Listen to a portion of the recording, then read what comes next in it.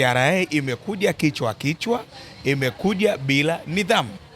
Iliona kabisa kwamba Simba sio bingwa mtetezi na kwenda kufakamiana naye tu, wala hakuna shida, na ndicho ambacho kimekwenda kutoka. Yaani kiufundi, kimbinu, TRA imekuja kichwa.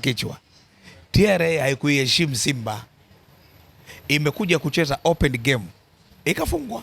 Na moja kati ya kitu kibaya sana kwa Simba na Yanga, ukiruhusu kucheza open game wewe unafungwa nyingi.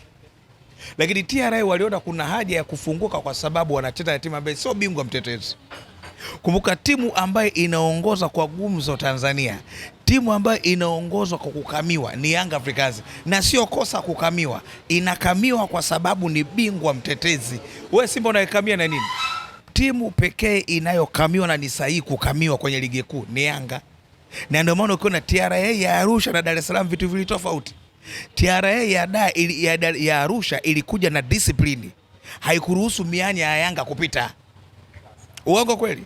Bingwa mtetezi popote lazima akamiwe. Barcelona jana man of the match amekuwa golikipa. Utasema pengine nimekosea. Barcelona man of the match. Baka si ndio bingwa? Si ndio?